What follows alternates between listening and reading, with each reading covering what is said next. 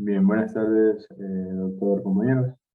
El tema que vamos a exponer son las nefropatías por reflujo, ¿no? Y también, pues, basadas principalmente en lo que es la litiasis urinaria. Entonces, la nefropatía por reflujo, vamos a ver que, o nefropatía cicatricial, se define por la presencia de cicatrices renales focales o difusas secundarias a un daño irreversible del parénquima renal. Lo que corresponde, pues, lo que se acompaña o se corresponde con zonas de hipocaptación en la gagmografía con TC de MSA o ácido dimercaptos succínico, ¿no? Marcado con TNS, ¿no? Pasado la fase aguda de una pielonefritis. Con respecto a su patogenia, vamos a ver que al analizar la patogenia, pues tenemos que diferenciarla por separado, ¿no? Tanto la enfermedad congénita y la adquirida postnatalmente. El mecanismo patogénico de la nefropatía por reflujo postnatal aún no está bien claro, pero se dice que hay ciertos factores implicados, factores como el grado de reflujo vesículo uretral, ¿no? Se dice que el 50% de los niños que padecen itus más reflujo vesículo uretral de grado 3 y 4 pues desarrollan las cicatrices. Frente pues al 17% de los pacientes con itus más reflujo vesículo uretral de grado 1 y 2. Y solo el 3% de los niños con itus y sin reflujo vesículo uretral pues desarrollan cicatrices renales. Otro factor va a ser el reflujo intrarrenal. Se produce preferentemente pues, en las papilas de los polos que presentan una superficie caliciada, ¿no? Plana o ya está convexa. En casos de itus, el reflujo intrarrenal favorece el paso de bacterias al parénquima renal, incrementando el riesgo y la gravedad de la cicatriz. En la niños vamos a ver la asociación de itus, más reflujo vesículo uretral más reflujo intrarrenal, pues es la triada que favorece las cicatrices renales. Otro factor va a ser la violencia del germen. Vamos a ver que las adhesinas del germen, adherencia del germen al uretelio mediante las adhesinas, las fibrinas, el polisacárido de antígeno C, el antígeno O, perdón, el antígeno K, la capacidad del germen para cambiar su expresión de las fibrinas, la resistencia, el efecto bactericida y la actividad de hemolicina, pues son factores de violencia del germen que intervienen en la patogenia también de este reflujo. Otro factor va a ser, o se ha visto asociado los números de episodios de pielonefritis aguda. Vamos a ver que existe relación entre el número de episodios de pielonefritis aguda y la aparición de cicatrices. Asimismo, la edad. El desarrollo de cicatrices es más frecuente en niños de corta edad y pacientes que tienen que han tenido algunos tratamientos de pielonefritis aguda. Entre otros factores tenemos los expedientes del hospedador que modulan la respuesta inflamatoria, sobre todo pues la enzima convertidora de angiotensina. En la nefropatía por reflujo hay un aumento de la expresión del gen del ECA, ¿no? Tanto en la zona glomerular como en la túbulo intersticial, así como en un aumento del número de receptores de angiotensina 2. También vamos a ver las citocinas, la presencia de estímulos antigénicos activa por las respuestas inmunitarias a través del linfocito B, del linfocito T, con interleucina 6. También la expresión del óxido nítrico, ¿no? Sintetizado por el óxido nítrico sintetasa en sus tres isoformas, ¿no? El óxido nítrico pues activa los macrófagos, ¿no? Favorece la apoptosis y aumenta pues la matriz extracelular en los pacientes que desarrollan las cicatrices, ¿no? Y también pues las prostaglandinas. Vamos a ver que estas pues regulan el tono vascular y la homeostasis del sodio y el agua, ¿no? También aumenta la secreción de renina y la producción de matriz extracelular.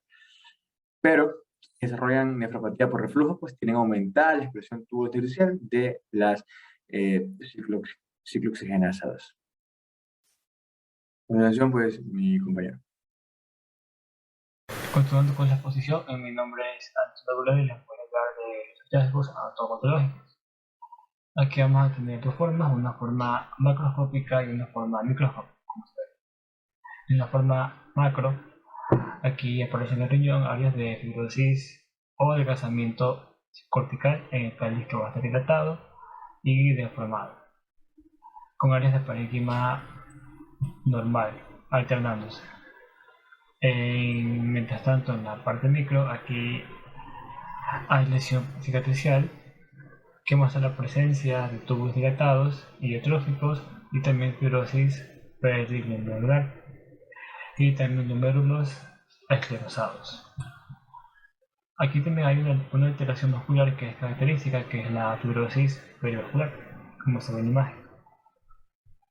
Entonces, estas lesiones glomerulares van a estar asociadas frecuentemente con proteinuria y deterioro progresivo de la función renal residual.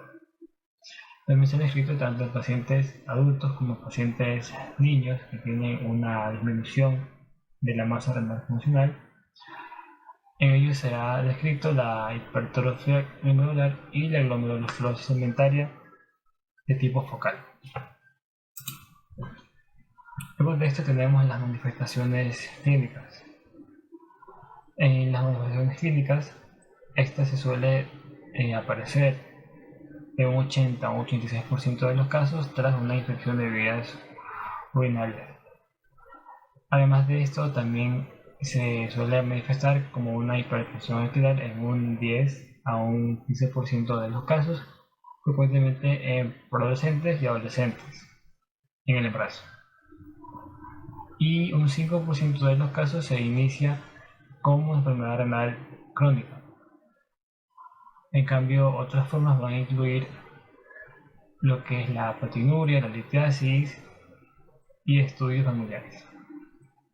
Además de esto, durante la edad pediátrica de un 10 a un 14% de los casos se desarrolla una hipertensión arterial, que es una forma más grave, porque esto se asocia como una nefropatía por flujo de forma silente.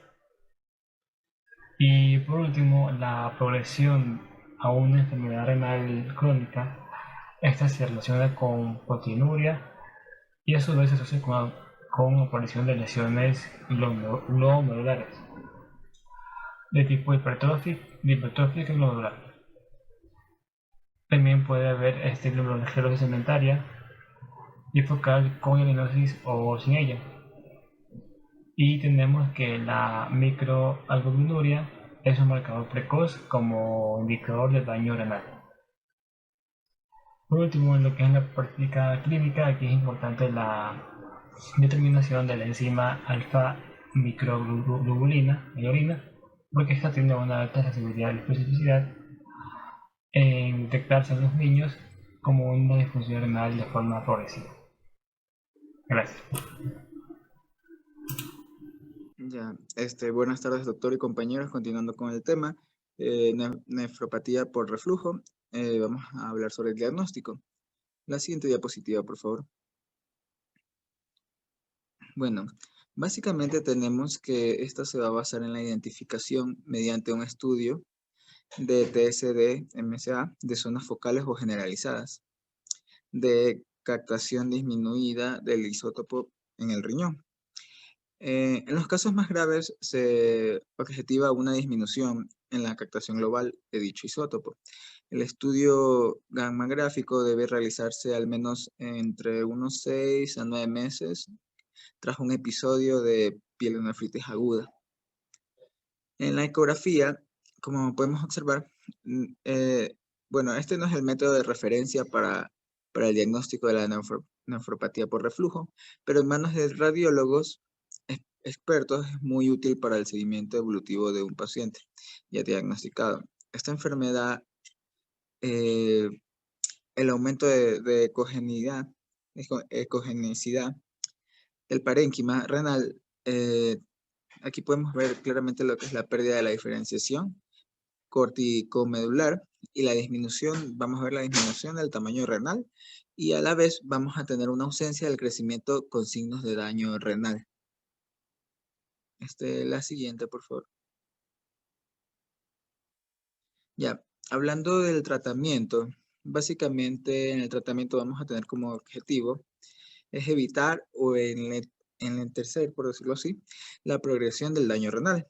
Esto lo podemos hacer por medio de fármacos clave, que son los inhibidores de la enzima convertidora de angiotensina y ECA, o los antagonistas de los receptores de angiotensina 2, ya como saben los ARA2, por su efecto antiproteinúrico e hipotensor.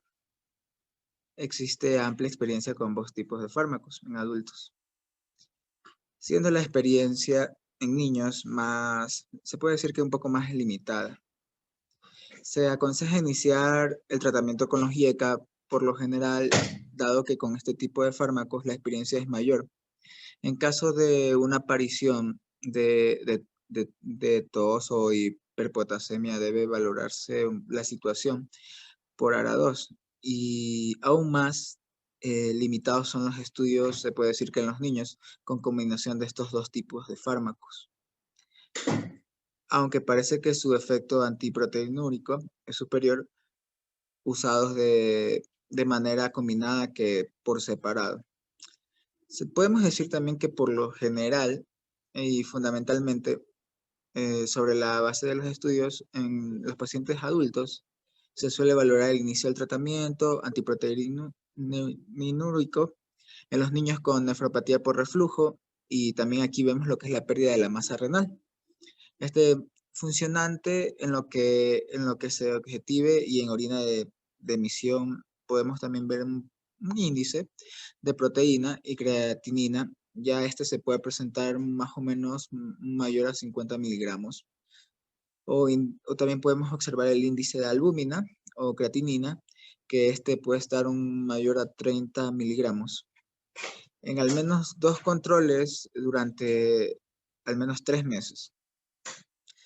También como dato curioso, cabe recalcar que el embarazo de las mujeres con nefropatía por reflujo se ha descrito de desarrollo de complicaciones.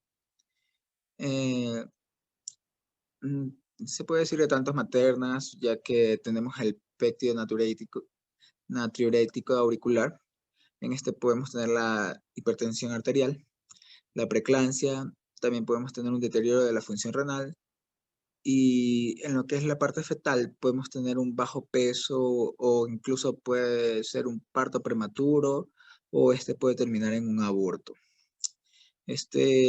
También los niveles elevados de creatinina plasmática, hablando ya en un rango de mayor a 1.24 miligramos sobre decilitro al inicio de la gestación y la hipertensión arterial, constituyen unos factores que nos van a representar un alto riesgo de que el embarazo en estas mujeres con nefropatía por reflujo son complicaciones, o bueno, por lo general van a cursar con complicaciones. Estas pacientes van a requerir control conjunto por nefrólogos y obstetras. Muchas gracias.